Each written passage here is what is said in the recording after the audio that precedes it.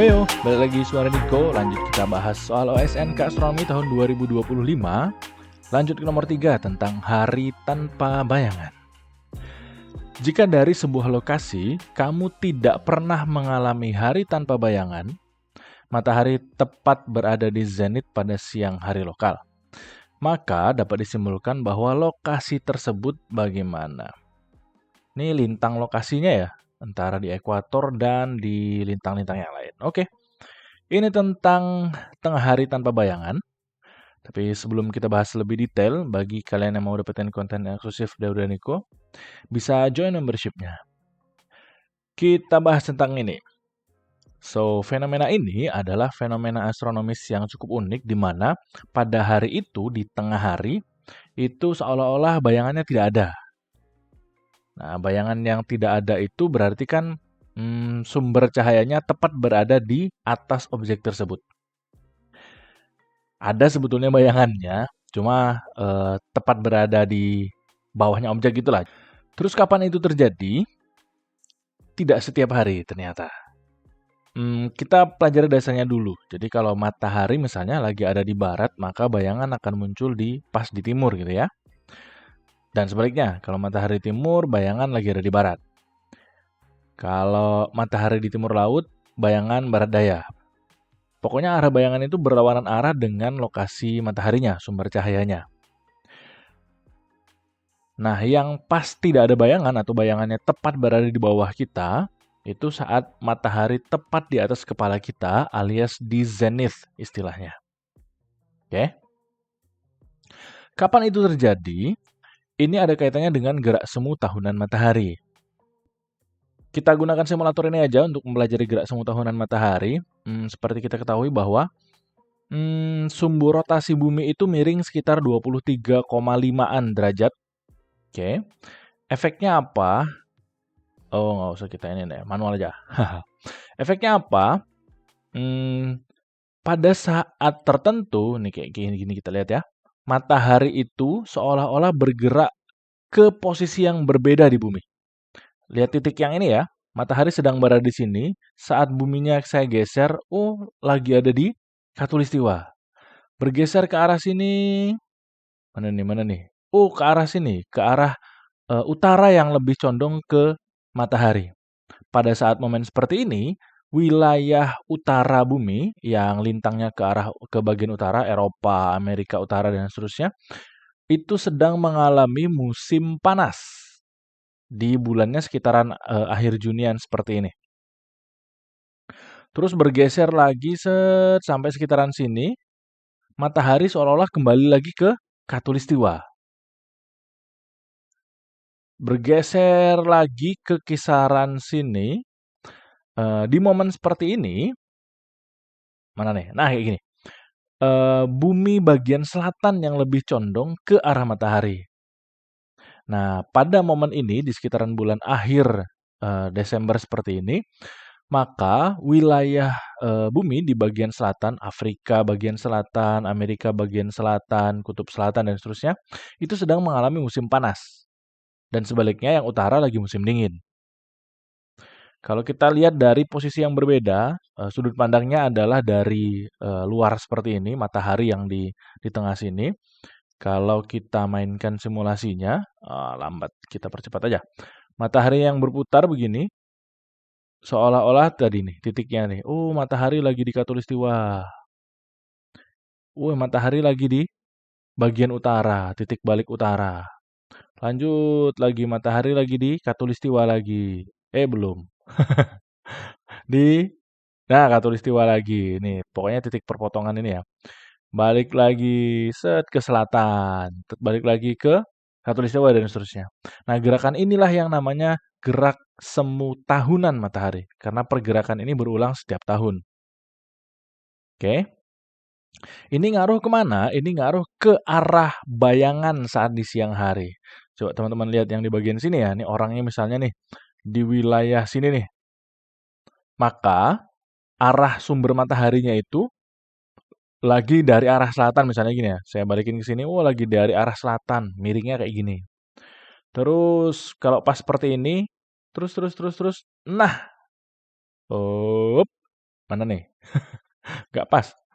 Oh, kelewatan ternyata. Nah, sekitaran seginilah.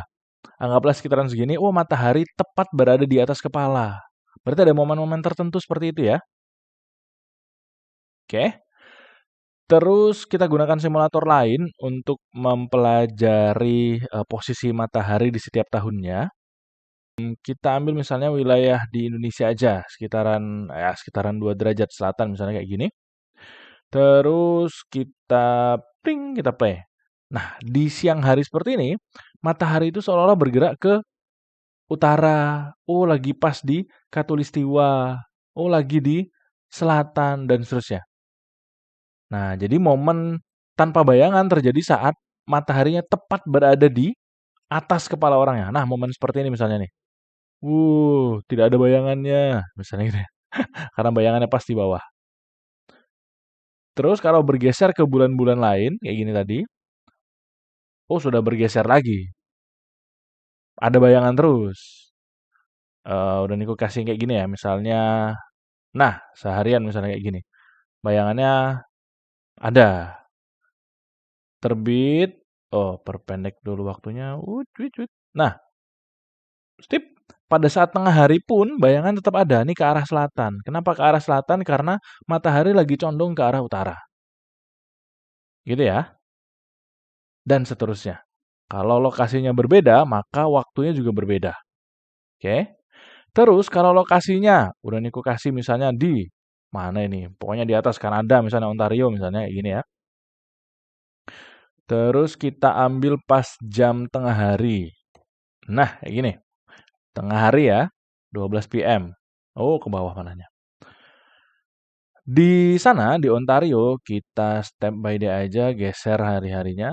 Nah, matahari itu tidak pernah sampai ke atas kepala orang yang berada di wilayah lentang itu. Tidak pernah sampai di zenith. Karena lintang orang itu ada di 52, misalkan, north. Matahari itu berada di puncak ke bagian utaranya di akhir bulan Juni seperti ini. Summer solstice istilahnya.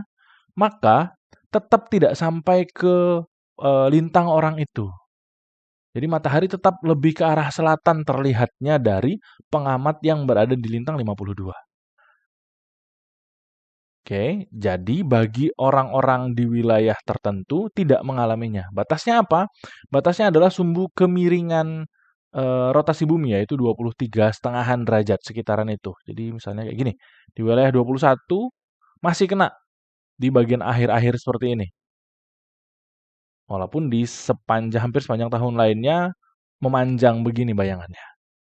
Selatan juga begitu, batasnya adalah sekitar 23,5. Kalau udah lewat, misalnya 29, misalnya kayak gini, matahari lebih condong ke arah utara. Puncak matahari di bagian selatan itu kan terjadi di Desember ya, akhir, sekitaran ini. Nah, di saat ini pun, di matahari yang udah paling selatan pun, masih tetap ada bayangannya walaupun pendek seperti ini. Gitu ya. Jadi, dia tidak mengalami hari tanpa bayangan. Oke?